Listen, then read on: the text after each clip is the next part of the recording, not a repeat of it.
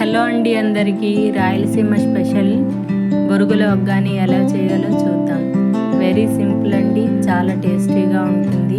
దీనికోసం ఒక గిన్నెలోకి బొరుగులు తీసుకొని వాటర్ వేసుకొని శుభ్రంగా కడిగి వాటర్ అంతా పోయేలా పిండి ఓ ప్లేట్లో పక్కన పెట్టుకోవాలి. అలాగే కొంచెం పుట్నాలు, ఎండుమిరపకాయలు, ఎండు కొబ్బరి వేసి మిక్సీ పట్టి పొడిని పక్కన పెట్టుకోవాలి. ఇప్పుడు ఒక ప్యాన్ తీసుకొని అందులో ఆయిల్ వేసుకొని ఉల్లిపాయ ముక్కలు, ఎండుమిరపకాయలు, కరివేపాకు వేసి బాగా వేయించుకోవాలి. ఉల్లిపాయలు బాగా వేగినాక ఇప్పుడు ముందుగా మనం రెడీ చేసి పెట్టుకున్న బొరుగులు అందులో వేసుకొని అలాగే మిక్సీ పట్టుకున్న పౌడర్ని కూడా వేసుకొని కొంచెం పసుపు, రుచికి సరిపడా ఉప్పు వేసి బాగా కలపాలి.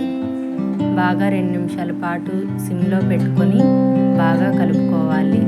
అంతే, ఎంతో టేస్టీ అండ్ సింపుల్ బొరుగుల ఒగ్గాని రెడీ. థ్యాంక్ యూ అండి. Please subscribe.